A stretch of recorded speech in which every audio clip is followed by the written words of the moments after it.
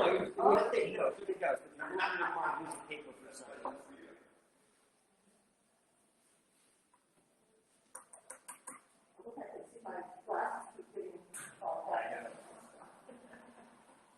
If it just happens to fall where you go, I'm not going to look.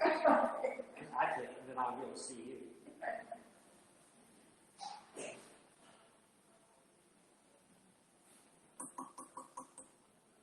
You said you had a place in Arizona? Where in Arizona? Yeah. Gold Canyon by Phoenix. Oh, okay. Phoenix area. Phoenix area. We had a sister-in-law and brother-in-law lived here. In fact, he was born here in Washington, and then they decided to go to Arizona to move to Prescott. And wow, just so different up there. It's cooler, more trees, more water. I mean, there's still a lot of desert, but not even the heat of Phoenix. It's pretty interesting. You can be in Arizona and bake, or you can drive for 2 hours if you have 5,000 to 6,000 feet. Mm-hmm. Yeah, and most people just think it's they think of it to be Phoenix or Yuma, and that's all Arizona is, and it's spending the time there. Yeah. It's pretty diverse. Pretty diverse geography.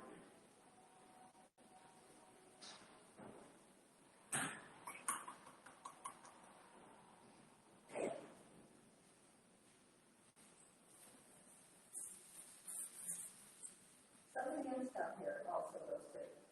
Gold Canyon. Have you been there? No, Yeah. I don't know who they are. A number of people where we live go to Arizona. Yeah. Somebody goes to Arizona's a temptation in the wintertime. It's what? It's a temptation in the wintertime. Well, I think this will be our 9th winter down there. So, That's what we do. how that works. It works just fine. That's great. What part of Arizona do you go to? It's by Phoenix. Oh, yeah. Phoenix area. We explored the Fountain Hills area. That's your crazy. The what area? The Fountain Hills. I think that's what it's called. Not very far out. Oh, for us, it seems like it's clear on the other side of the country. Well, I come from South Dakota, so Okay. it's all from the west. We used to live 100 miles from the county seat.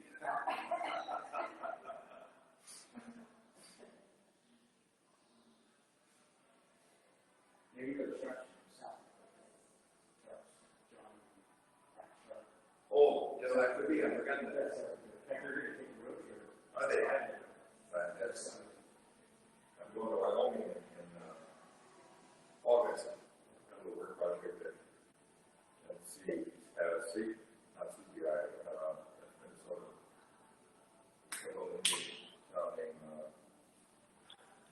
Anyway, I'm going to cross on the road for Wyoming. Have you spent time in Wyoming before? Not much. Been through it a lot of times. Yeah. And of course, been Yellowstone. Yeah.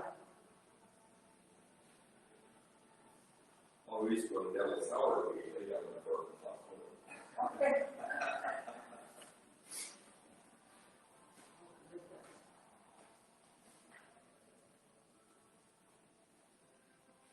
We used to go to my sister's house for Thanksgiving. She lived in Minnesota.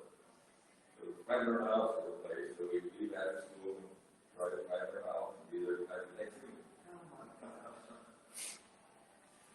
Those days are long. Yeah, I remember that. That's like somebody we moved back to Florida. She said, "Yeah, you should be able to drive and this is a day, 2 hours is the maximum." Yeah, That's a good rule. Good rule. I understand.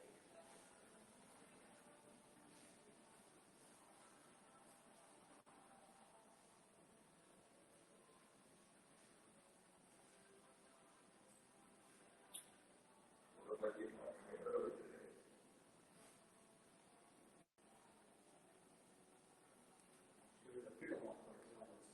Yeah, we should go break it in. They show up there. How long has it been out there? since been on the court. Oh, since last year. Oh, I did take a class. yeah, that was also. They say they can't teach old dog new tricks, but I learned something, they just allow it.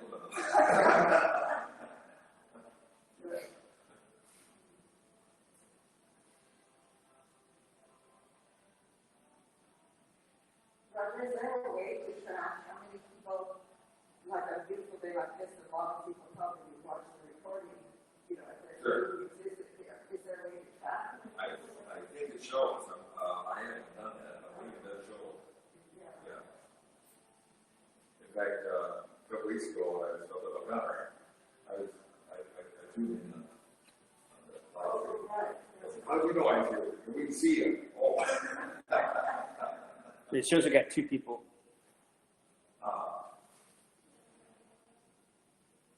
Well, weather's not helping us for a minute. 3. So Butch is on, and Pilar, and Rochelle Rainey. Oh, great.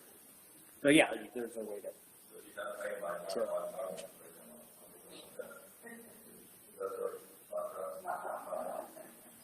I tried that one, but it's a little out of that. Oh, it's challenging. Yeah. There he is. Hey.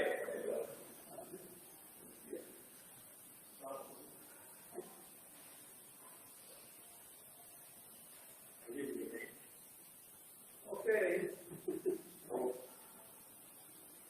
Find the best spot. Perfect. Do that. Mike is relatively new here. I don't think Mike is new. I'm Mike. This is Randy. Randy's been here a while. I can't remember how long. Oh, 4 years? 3 years? 3.5. Great. They moved here about the same time. In the Baker Loop one. Oh, yeah. You're probably way up somewhere. Right. Oh, really? Actually, needed, but I Okay. recognize this is Oh. I know. All right. Yeah, I like Baker and good the best. We're happy over here. Yeah. Oh, well, I see it's good. They see it.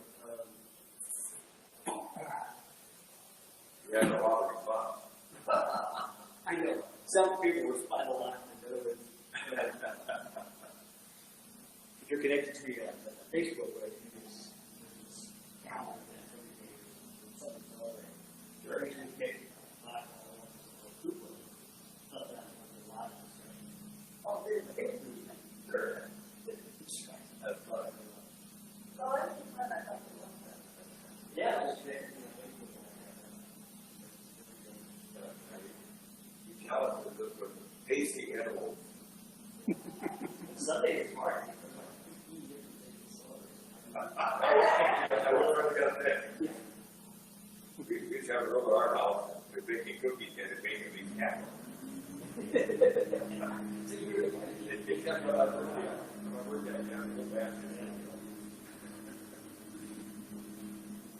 Right, it looks like this is all good now. Let's see how many people we have online. We got, yes, so we have 4 people.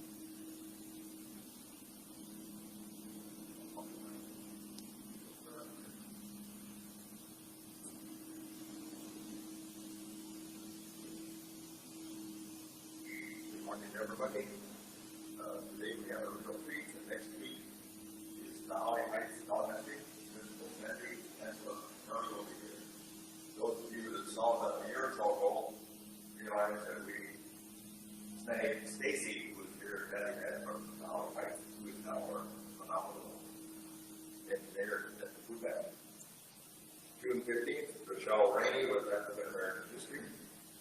June 22nd, Rael Wallace was stroke prevention. And June 29th, Jordan Rose, that's Paula's dad, with renewable energy. And I need to apologize, I need to leave promptly today, because I'm studying over White River High School. And I want to appreciate you folks, you know, do all the antics that some of those high school kids do. Thank you for that. Here we are around Rael, bring it on around. Thank you, Brian.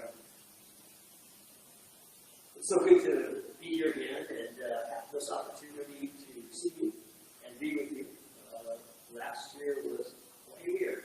And so many of us spent time in isolation, not only from each other, but also our family. I want to ask you, do I have your permission to tell you a story? Last year? Along about September, I hit a wall. Not a physical wall, though, like type forehead makes it look like I did several times. But in September, I hit a metaphysical wall. I was drained. I didn't have any energy. I was physically, mentally, emotionally, and even spiritually challenged. For those of you that know me, Randy and Roger can attest to this, and some of the people like Butch and Michelle online, I'm not that type of person. And so for me to not want to do fun things, for me not to respond to emails, for me not to post fun things on Facebook, for me not to just do what I'm good at, was here. And it got to the point that I actually was depressed. I couldn't tell. And I'm not alone. Last year did a number on all of us. We had plans and things we were going to do. We had goals, dreams, wishes, desires, and then suddenly a lot of stuff happened. It has nothing to do with COVID, it has nothing to do with politics, just the fact that we had to change our perspectives. And it has affected an awful lot of people. You might have heard this. There's a thing called COVID bump, where you don't remember where you're at, you don't remember what you're doing, you just feel lost, you feel like you are in a fog. There's also FOMO, fear of being outside. There's some people that have been isolated so long that they just don't want to go out, don't want to reconnect with people, don't want to leave their houses. We also have people who are just avoiding anything and everything. We have people who would rather now binge TV than go to work. We also have we're seeing it in youth, extreme fear, anger, frustration, sensitivity.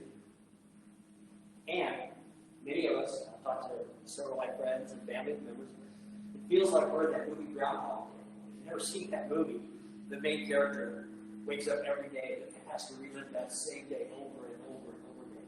In fact, here in Trilogy, it seemed like most of my neighbors, the only way they could tell what day of the week was trash day. That was the only indication that this was Thursday or whatever it was. So if you felt that in any way or know somebody that is, you're normal.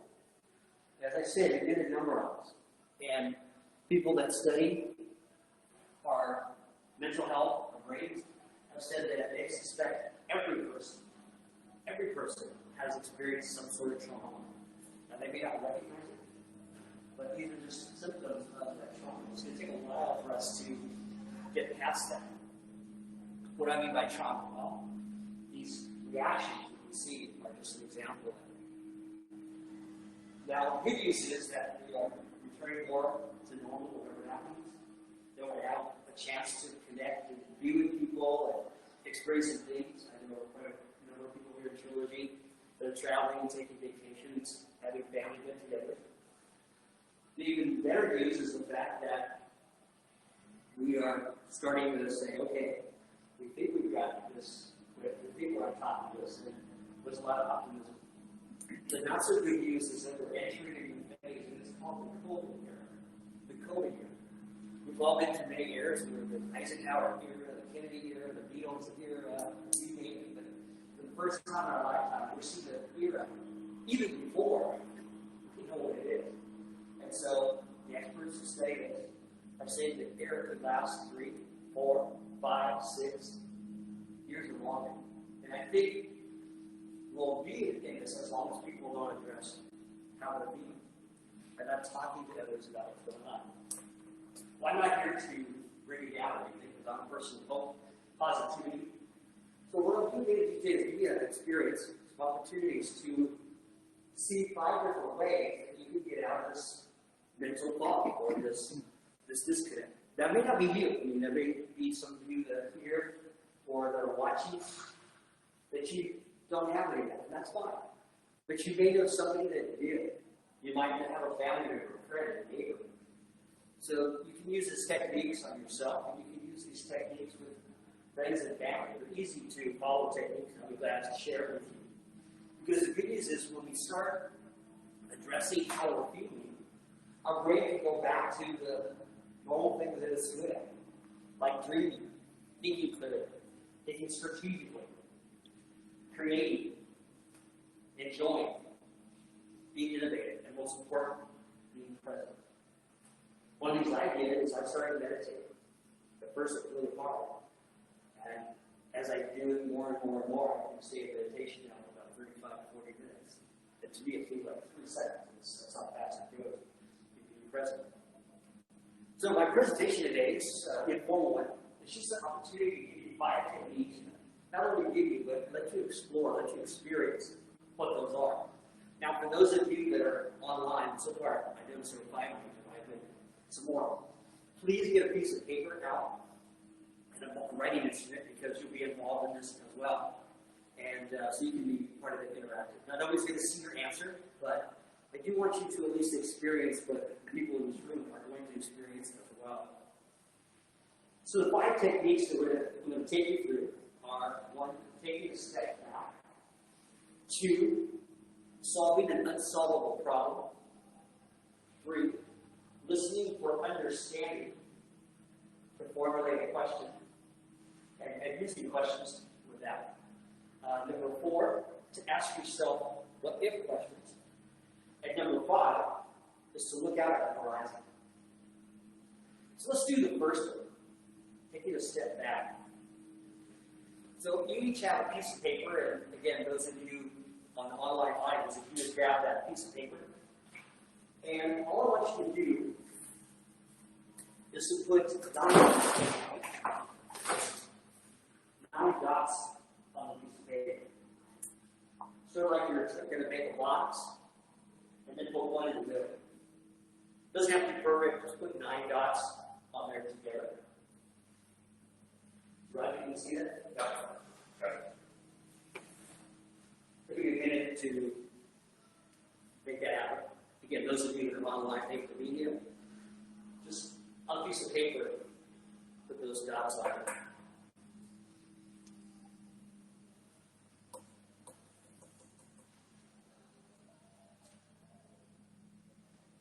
Now, if you've done this before, and you see that to somebody, don't tell them the answer. I want you to each experience it as well. So here's the challenge I want you to do. You see only 4 lines. I want you to connect all the dots to put the mark through all line. However, you cannot go through one of the dots twice. You can only go through one of the dots, each dot once. But 4 straight lines, you have to be straight lines. So however you think you can do it. Now, in other words, some of you might go, well, I go C, but that's not a straight line. So each line has to be straight. So I'll give you 3 more minutes to find a solution. And it is solvable for 2 solutions. 2, just connect the dots using 4 straight lines. Okay. Hitting every dot without hitting it twice.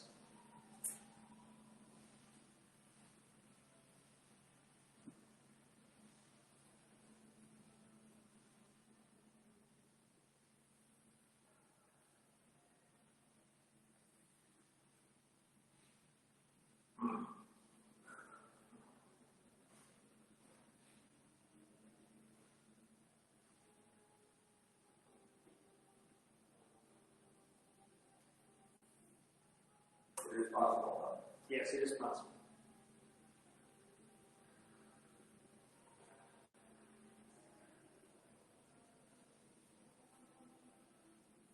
It is possible to fit all my dots with 4 straight lines, making sure you do not go through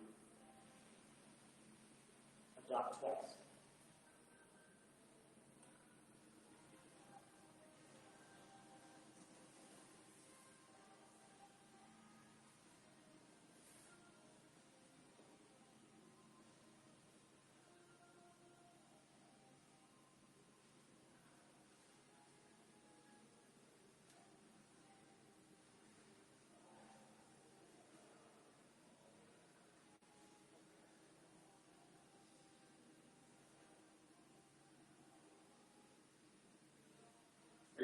Quit trying to be wizard. It was more time. Okay. Here is the way to do that. You start your line here.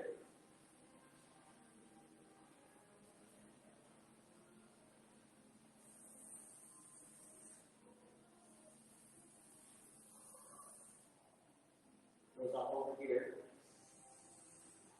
Oops.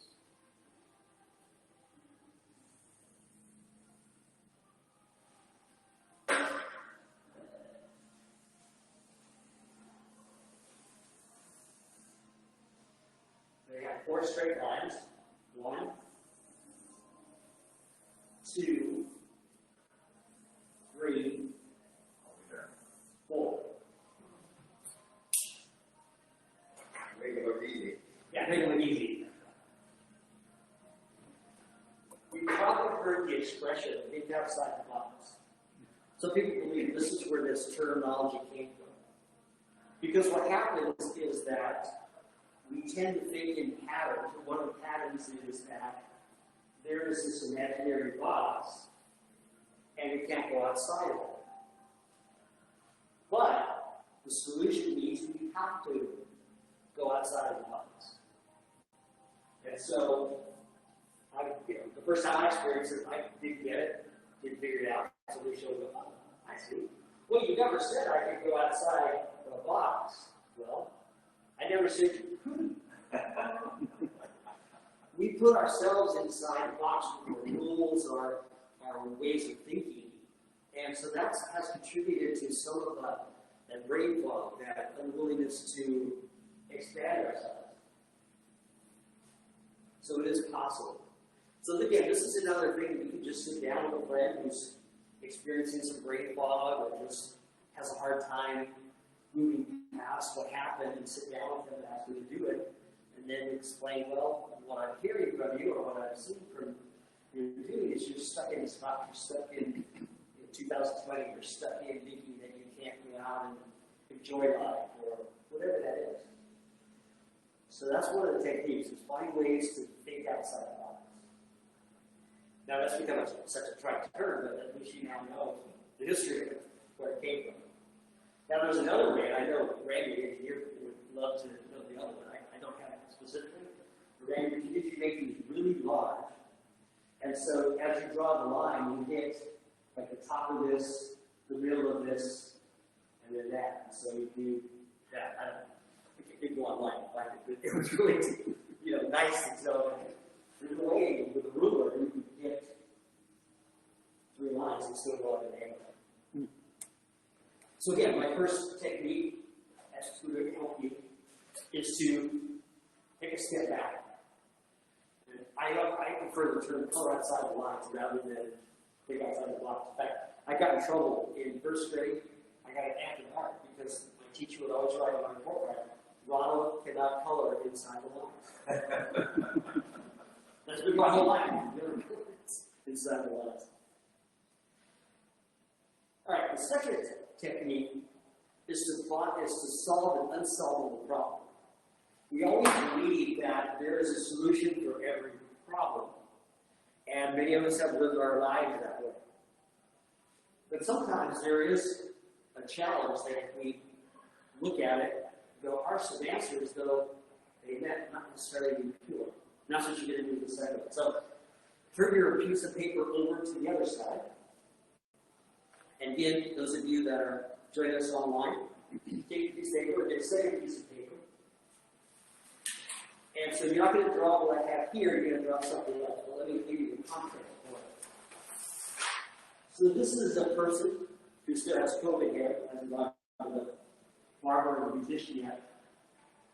And so they're sitting in a chair. I mean, that's how we sit in a chair. So you can tell my body scope is a little long.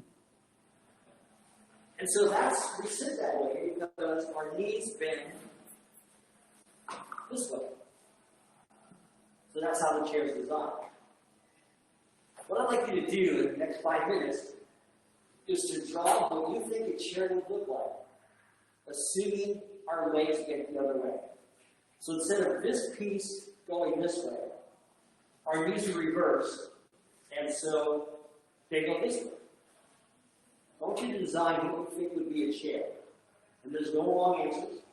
But just think about it, just imagine what the body would be like, and then put yourself in the chair, and what would that chair look like? So I'll give you 5 minutes to come up with your design. So again, the chair is designed this way because our legs go this way. Imagine that it bent this way. What would your chair look like? And there's no limit, you can think of it any way you want to. So for what you Randy, you actually have a good time with this, easy time with this.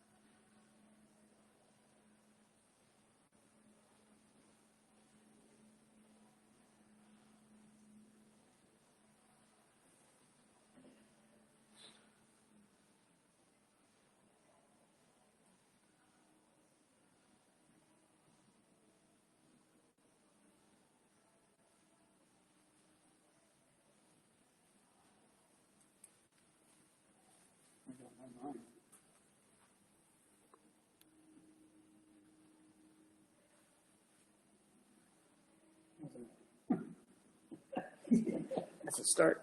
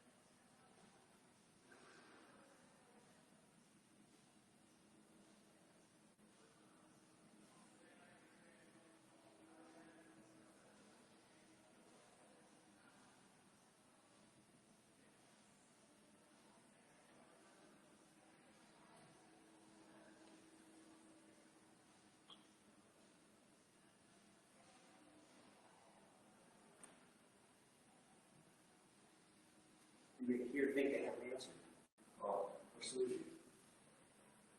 you get the problem. Yes, I did. By the way, I was thinking that I had a pretty good. I love my silvers. I worked hard to acquire it, so I'm not going to change the color. Right, I'm just going to go walk around, see if you came up with some kind of idea. I failed.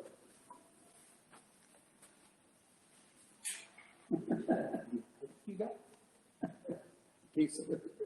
study? No, I didn't. I'm not very impressed.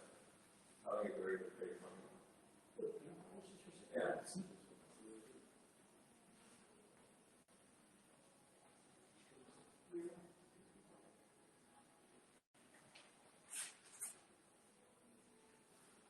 So I've done this many times, and of course everyone has a different idea. Some of them are simple and plain. Some of them are quite complex. but they generally boil down to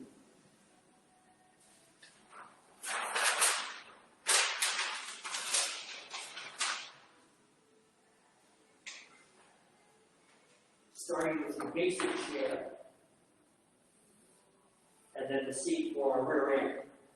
And then the next decision has to be, okay, what do we do? And so often it's an extension like that.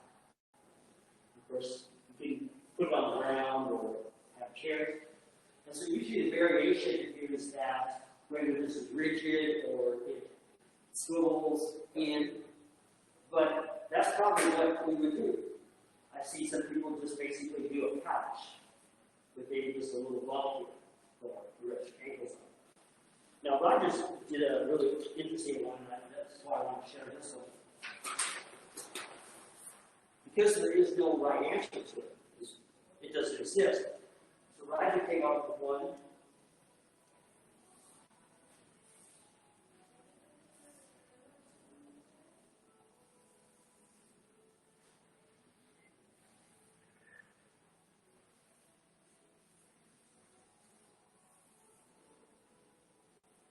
Now, that's pretty comfortable. If you put some pillows on, some padding, that would be really good. So, like I said, there's no right answer to this one because we just can't come up with a solution, meaning that it's an unsolvable problem. However, by challenging our brain to think differently, to imagine, to also say, put ourselves in that situation, it helps us again to get over that stuck feeling. And when I say stuck feeling, people are still, protesting about this, and protesting about that, or disbelieving this, and disbelieving that. They're stuck. And we have to allow ourselves to be in the thinking where everything is along the same line, because everything can be different. The concept that we're going to go back to normal, you can throw that out the window. First of all, nothing was normal before, and change happens, and so we'll see on the other end. So, doing an activity like this is another way of doing it. So again, I encourage you to share that with friends, family, see what they come up with. There's no wrong answer. And then see if that would work. It's also good to have somebody discuss it, because usually when I have a larger group and there's 3 or 4 people in the group, there's some discussion, debate, and usually a group will come up with an answer, because somebody in the group gets a spark, and it has another spark, and it has another spark. And that's why I think getting together with people is so important now. So we get back to that creativity of bouncing ideas off of each other and letting us help each other. All right. So now let's go to the third technique. That's, by the way, that's the last one we need to do.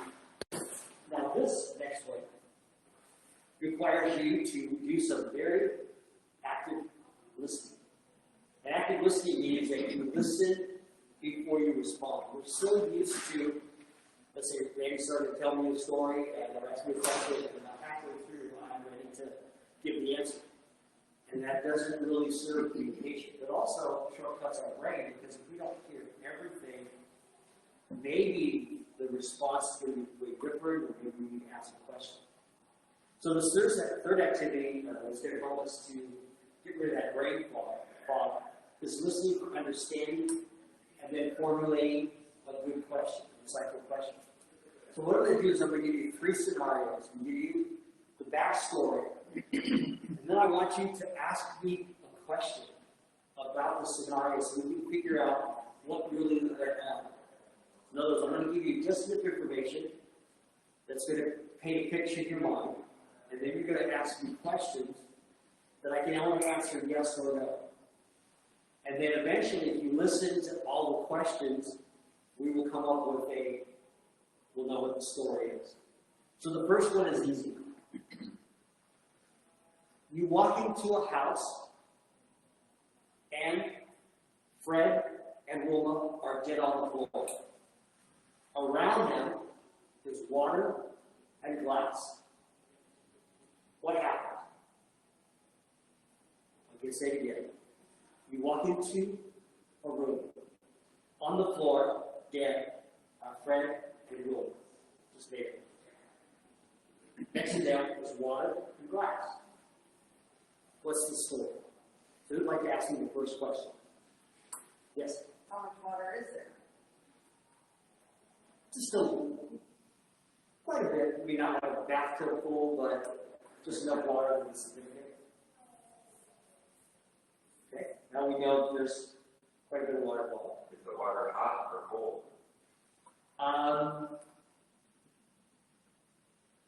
It's got to be yes or no. Okay, is the water hot?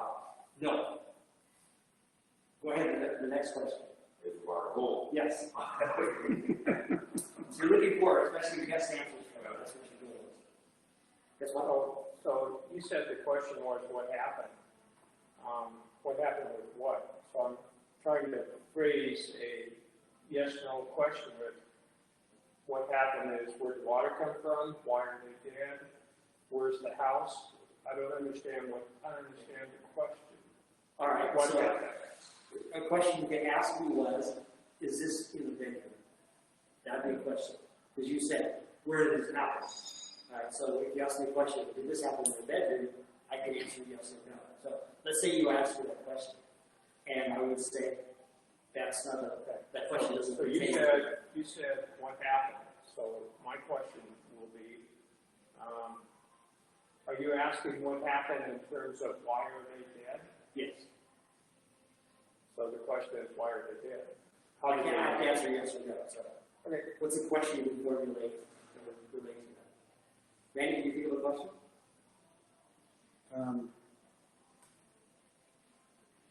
Did you say they're both dead first? Yes. Is the pitcher broken? What's the what? Is the pitcher broken? Picture? No, there's just glass. The glass? Yeah, the glass is broken. Okay. So there's broken glass, and there's water. Did somebody drown? Did someone drown? In a sense, yes. Do we know where Barney was?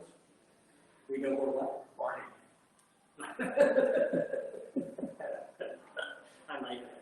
Those are just made up names. We don't know where Barney is. No. Barney would be part of Barney. Did this happen in, let's see.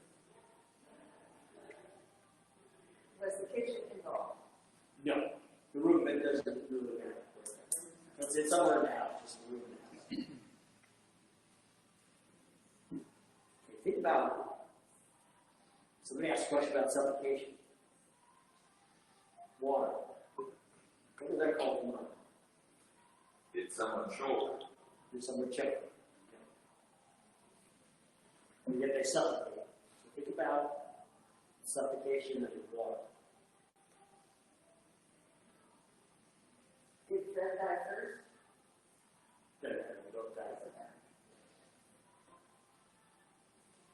So where would you see broken glass and water? What kind of thing might cause that? Was it in the kitchen? Did somebody have? No, it doesn't get. The room doesn't have. Oh, the room doesn't Just one room in the house. I would think that somebody dropped a glass of water. It was not a glass of water. Oh, it wasn't a glass. So what else has a glass of water?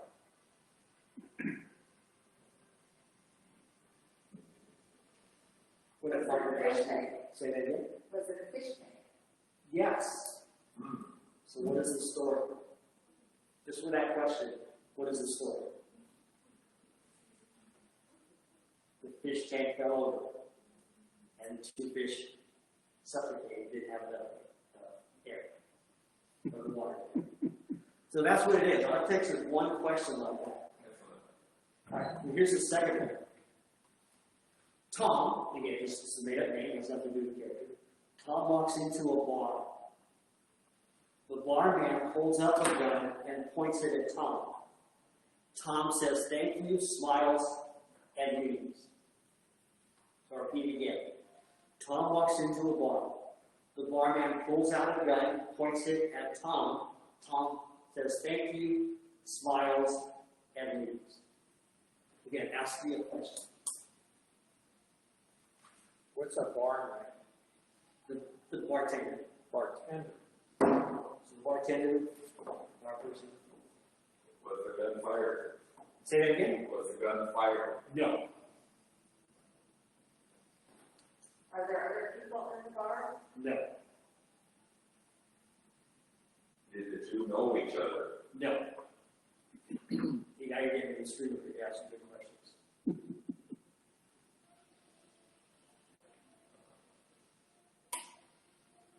Usually a question I get asked is that one of those water guns?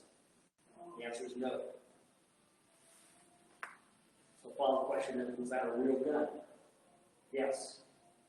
So what's, Was the fellow truly thankful, or was that just? he was, yes, he was very thankful. What happens when somebody points a gun at you?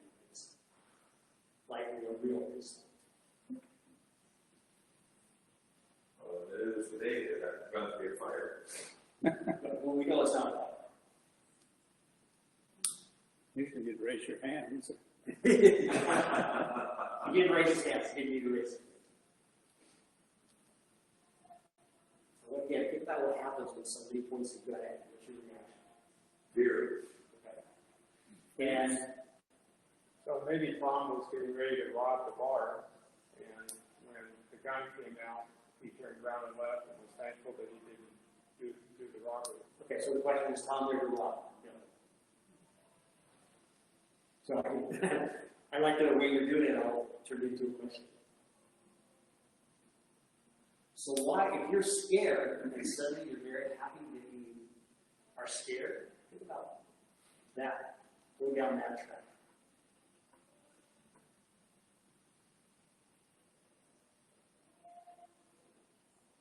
Oh, by the way, I missed something in the story. Tom was going to ask for a glass of water.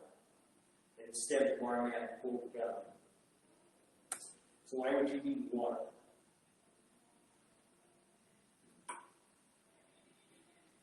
That fear would do the same thing with water.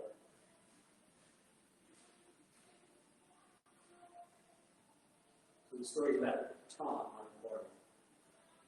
Was Tom thirsty? No. Good question. Now you're getting closer. So why else would you need water? And you get scared instead. Did he see a small fire? No, there's no fire. So he had a need, he walked into the bar for water, he got scared, he was very happy that he was scared.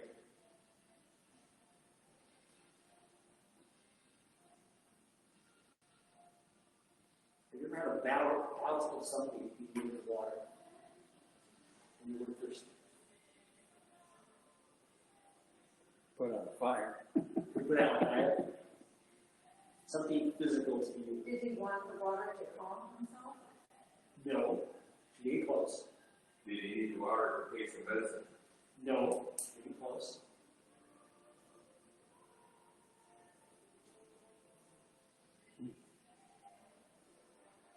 Think about somebody needing water, desperately, and being scared to places for water. That's a really old wives' tale, though. Many people believe it.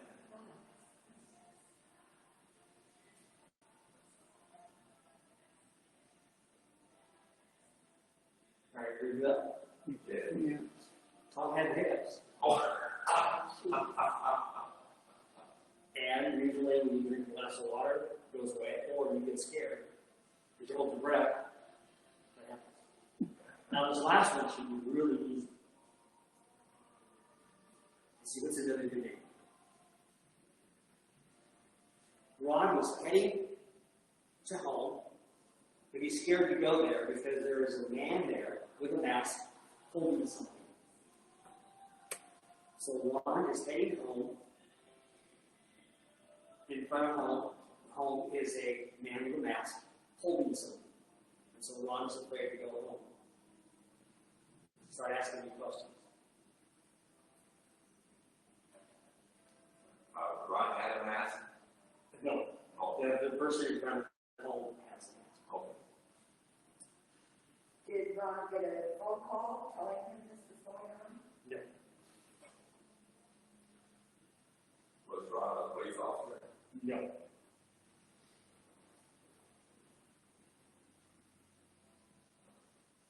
somebody heading for home.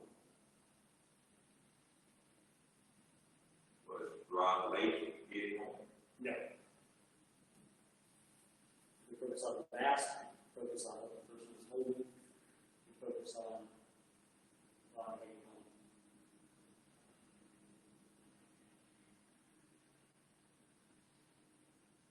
Did Ron need to do something before he went home? Yes. And he already did. Was someone at home waiting for them? Yes. Holding something. Wearing a mask. Maybe ask me a question about the mask. Was the mask related to the COVID? No. Was the mask to keep smoke out of the house? No. No masks are there. Does it hide its face? Hide his face? No. Was the mask to protect the dialogue? Give up. Yes. Ron was rounding third base and heading for home. Oh, And again, this is small group, so I can understand where we might have some difficulty. Because usually when you have a larger group, one question leads to another question, leads to another question. And so if you know, for instance, just felt I couldn't find an answer, it's not another question. So I understand why we're not able to get closer to it. But the idea is that we again get stuck in not listening to understanding, not asking good questions. For instance, let's say I met you over sitting down, how you feeling? That's not a question that's going to really help you at all. Because you may be a little embarrassed to tell me or talk to me even though you're not going to tell somebody about something. So a better question would be, what's you? How, is there anything exciting that's happening? There's something you're really proud of. So notice I get you down here by those questions. I allow you to answer. I can listen. I can answer another question. And maybe you bring up family. By watching your face, I can see that family's really touching something. I can make a choice to either, you there may help you. I can sense that. But I'm not going to go there. But if we're trying to keep it casual and light, not go there. I can go another direction. So again, the questions we ask and listening is so critical because that's what people need to talk about their experiences. That's why I told you the story about hitting the wall. I'm embarrassed by it, but on the other hand, I've talked to many other people and they had similar types of stories. So I think the more that we explore it, talk about it, help others understand that what they're going through is normal. If you've been through something like that too, it helps to relieve their. Because most people believe they're the only ones that are going through that trauma that's in their head right now. That's it. Research is finding that 100% of the population has experienced some sort of trauma that they may not recognize. All right, fourth one is the what if game. What if is a great tool to use our creativity and imagination. What if is probably the most significant question you can ask someone to get them not only back in their brain, but also back into their mind. And so we're going to do some what ifs. And let's see, I will pass these around, and then I'll assign some what ifs to people online. So I take them. I got two. Okay. Oops, they might be all stuck together. So. Take the tip one here. Oh, I got it.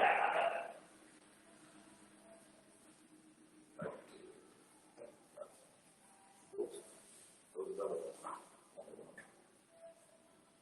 Got it. Okay, before I explain the rules, let's see, we only have Butch. So Butch, let me give you your question.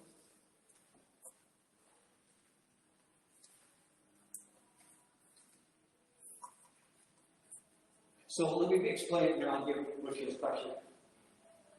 But what if allows us to go further down the road? In fact, one of the things that I learned a long time ago, and it's hit me again, is when there is a problem and it leads to sort of a negative emotion, we feel stuck, or we feel we can't get past it.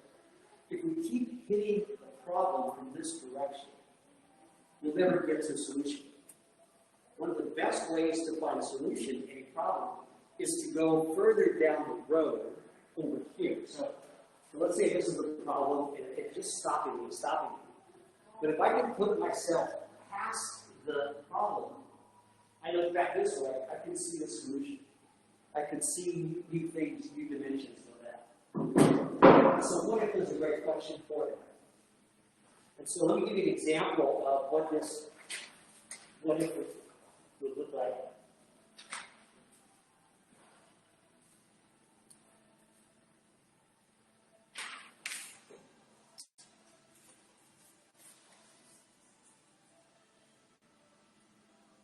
So example, I'll just use this as an example, and then we'll just brainstorm that, and I'll give you your specific one. What if we never invented rubber? What might be 3 or 4 significant results, or impacts, or consequences if we had never invented rubber? What's the first one that comes to mind? Again, there's no wrong answer. No tires for the cars. Okay, there would be no tires for cars. So maybe another consequence is that we really didn't create a car. We still use wagons. We still use wood. If we still use wood, then we probably would go the speeds that we go back. So that's what I mean, is just by asking what if, and then saying the consequences, now we're able to get beyond that. So each of you has a different one. So I'm going to have you in a couple minutes think about it and then come up with 3 to 5 consequences or repercussions of what our life would be like. So Butch, here's yours.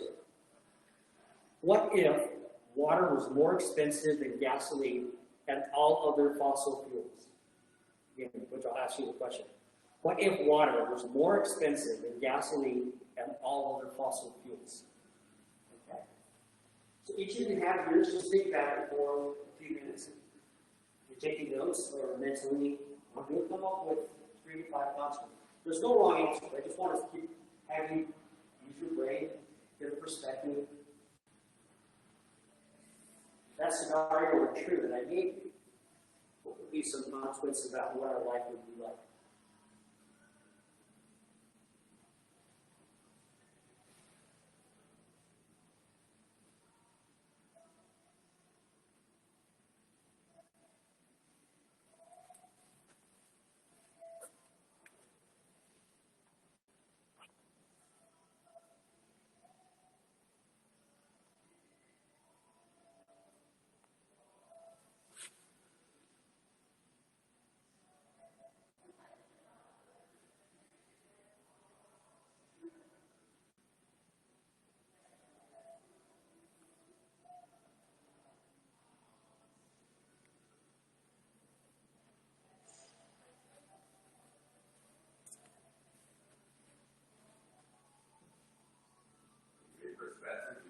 No, just waiting for a second. I want to see if which can type in an answer, but there's no feature on this tool that they have.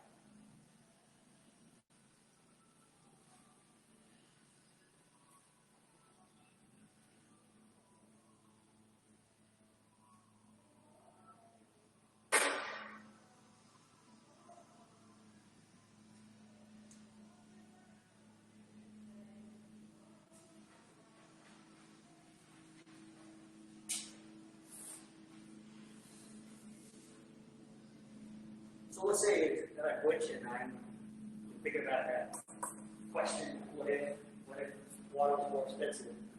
Definitely we'd be conserving. Water conservation would be primary thing number 1. We probably would have a lot more things using fossil fuel, which might lead to the consequence that we actually have more greenhouse gases, if you believe in that. more pollution. I think water would probably be a black market for water. That's expensive. People might try to find some substitutes for water, safe and unsafe. The effort to figure out how to convert seawater to drinkable water would probably have taken a greater emphasis. So again, that shows that there's a way to do that, to think beyond. All right, so you were eager, Roger. Tell us what you had and all the people which went. I think it's very expensive with all the doctor's orders to bring 3 quarts of water a day. I would have very much green grass, and I'd be taking fewer showers. Be taking fewer showers. Yeah, less green grass. What was your question that I gave you? What if we were like Benjamin Buttons, and we were born old and wise, and then grow young and immature? Yeah, what if we were like Benjamin Buttons and when we were born, we were like old people, we were really smart, we had all the knowledge, and then over a lifetime we become babies and we have the baby's mind, which means we don't know anything. So, what might be some repercussions of that, right? Well, it'd be a real challenge because I would be money for baby food, and had to give up the food that I enjoyed as an adult. So, have to give up, let me just repeat the question. You give up the food that you enjoyed as an adult. What else? I wouldn't be able to walk where I wanted to walk. Be able to walk where you want to walk, Be right? able to travel Be able to travel. by myself. Be very dependent. And to make very poor decisions. Make poor decisions being that, of course, these, Roger's taking it from the perspective of right now he's a child.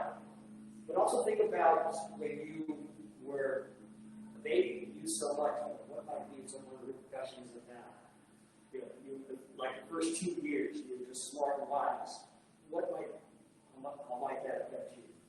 Well, I wouldn't feel responsible for any decisions because I didn't have the experience to understand decisions. Okay? Responsibility issue. Okay.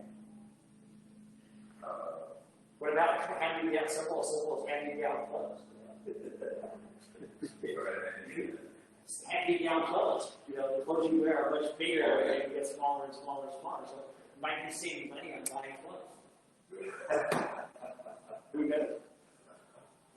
When you're born, you didn't need a caregiver, but then at the end of your life, you need a caregiver. Okay, Randy, what was yours?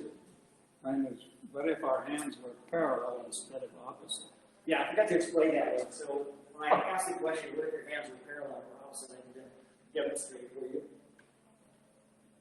So these are the opposite, the mirror image of. But just imagine that this was the same as this. So the thumb went this way, your palm was that way. So that's what I like to do. Sorry, I forgot to explain that to you. So I have some answers. All right, so what did you have, man? I said it would be hard to pick up large objects. It'd be hard to pick up large objects. Can't clap our hands easily. We could or could not. Could, not easily. Couldn't clap our hands easily. Hard to drive a car. Hard to drive a car, yeah. It'd be hard to drive a car. Hard to do push-ups. And how to do push-ups. I'll learn how to do one person push-ups. Yeah. Of course, if you lost a glove, doesn't matter. You find another one. That's the thing. You got to right or left glove and use the left one. You have to get a whole new set. Okay, and I forgot your name. Linda. So what was your question? My question is, there's only one religion that everyone considers themselves to be spiritual belief in. Okay, so the question was, what if there was just only one spiritual belief around the world? So we didn't have all these other ones. Now, there would be non-believers, so let's say if everybody had the same religion, that there would be one religion. What would life be like if there was just the believers and the non-believers? So what would you come up with? Well, when there'd be more peace and harmony in the world. More peace and harmony in the world. That would eliminate the churches per se with the different denominations. So involved in that would be less charitable organizations, less discussion and debate about their beliefs and what have you. Okay. Because there would be, the charity organizations wouldn't necessarily be aligned to the church. It would just be whatever this causes for, which actually makes maybe better use of resources too. Right. And of course, if we're talking about construction, there will be less history that guides us through life. Okay, then less history, guys, around life. And again, there's no wrong answers. I just wanted you to use your brain as Linda did to say, all right, what is possible? And like I said, that's one of the best ways to solve a problem is don't hit the problem head on. Go 6 months to a year down the road, do it this way, and you'll see some things you never even thought of seeing. Mike, what was your? What if we never figured out how to build buildings taller than 2 stories? Okay, what if we never figured out how to build buildings taller than 2 stories? What might be some of the repercussions of that?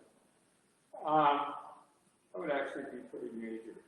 Yeah, you'd have a lot more density. A lot more density? Throughout the world. You wouldn't have cities the way we think of them now. Yeah, we have metropolitan cities with tall high rises and all that. Our political system and our political structure would be much, much different. Way more tribal and localized rather than even organized into counties. Political structure, Food shortages, the population would be a lot lower. Population would be People lower. would be moving to the water, living on the water, Okay. and it would be a much different world. Yeah. Think about malls.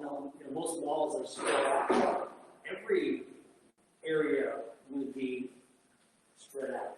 So I think the connectedness location would be there. All right. So now you've had a chance to experience 4 out of 5 of the techniques that you need to get your brain back in here. The last one is an assignment. It's a simple one. Sorry, I wrote that exercise. Okay. I'll text you with your final assignment. Thank you much. One of the things we all experience this year has been a tremendous amount of just being in our personal space. Whether you're reading, watching TV, on Zoom meetings. Now that was good to occupy our minds, but it's also hurt because we can't really hold on to stuff. And the best way to help you to hold on to stuff, to process stuff, would be to look out at the horizon. What does that mean? Imagine that you're just over here in front and you're looking at Mount Rael, and you hold that position for about 5 minutes. Your brain is able to process, your brain is able to get a different perspective, and it clarifies a lot of things. So what I want you to do today, sometime today, is to go outside and find a position somewhere, and just look at the horizon. Just look at the horizon. It could be a mountain, it could be the trees, it could be over the houses. And do that on a regular basis. In fact, I suggest that you do it once a day. Especially after you've had a lot of close-up work, like I said, reading a book, looking at an instruction manual, maybe looking at your computer, doing something on the computer, if you do something with your hands like art, crafts, sewing, maybe whatever it is. As soon as you can, go outside and look at the horizon for 5 to 10 minutes.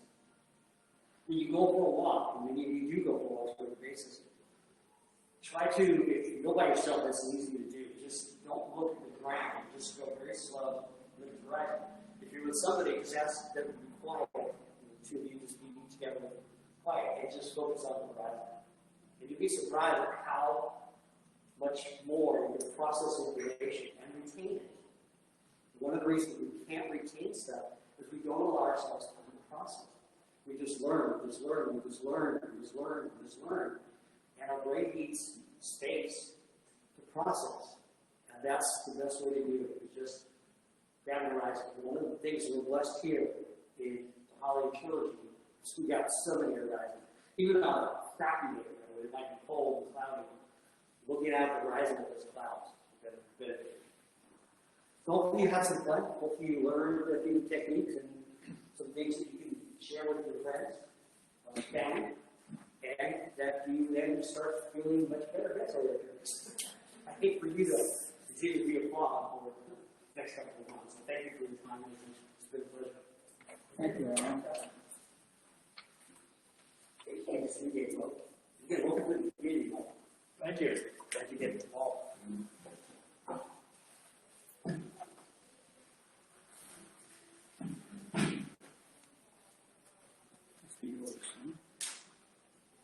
Thanks, Butch.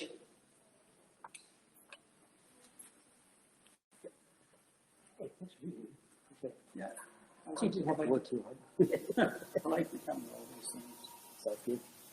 I like reminiscing about, it was sure nice, a week or so ago, when we gathered so many people together. Yeah, that thing at Rain's house. Yeah, that's nice. That's the first gathering like that we've had. Yeah, I know. And didn't you find yourself a little bit nervous at first? Somebody somebody not take the shots. Should we be this close and all that? At least I know I didn't, and did too. A little bit of nervousness. Well, we've had our shots, so we felt okay. Yeah. Yeah. It's just nice to talk to people. We've had several close neighbors that really dropped in. That's good. And, but we feel that if we've got our shots, that doesn't necessarily matter that they have, but most of us have. Of course, the seniors got the first shot, first pick of them anyway, so we got ours right away. Well, in a week or so, we kind of looked at all the lists of where you could get them, and all of a sudden we got a message from Walmart that said we have the vaccine now. And we signed up, and in 2 days we went and got our first shot, and next week we got our second one, whenever the time period was. Yeah. Pretty easy. That's great.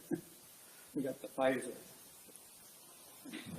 But we didn't have, we got very, very any reaction, although some people have reaction to Pfizer too. Yeah. I think the second one was a little bit sore for a while. Yeah, I think my was actually on the first one. It was sore on the first one, but we didn't have any sickness or reaction or anything like that. Everybody was different, but it was nice to get it. I felt like a weight was coming off my shoulders as a result. I think that's somebody online. Yeah. Oh, there he is. He's talking to me now.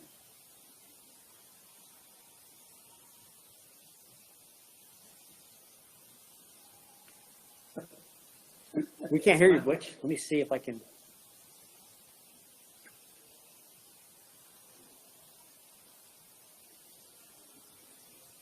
Butch, let me see if I can figure out how to get you to get your sound. My microphone's on.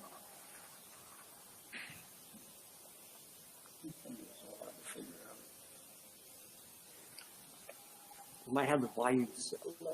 Let's see.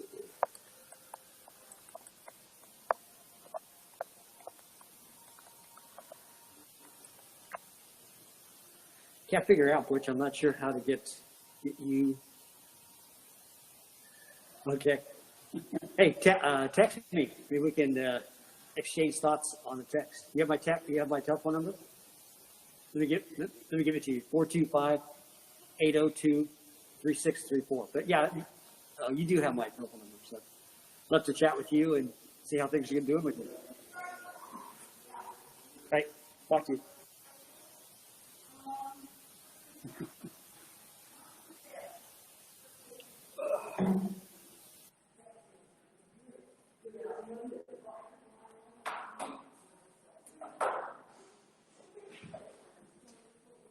Hopefully it'll be something they can re-show. I noticed that they're going to re-show this thing.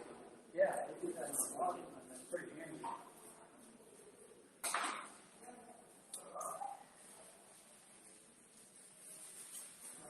I'll be with this thing. Uh-oh, what's going on? Well, she had a UTI. Uh-huh. It took a while to get that cure. I didn't know dogs could do that. Yeah. I mean, the dogs get that.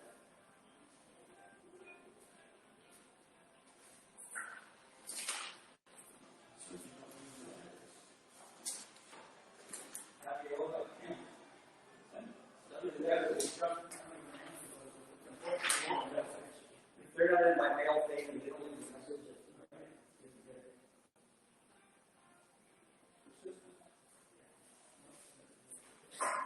Next week,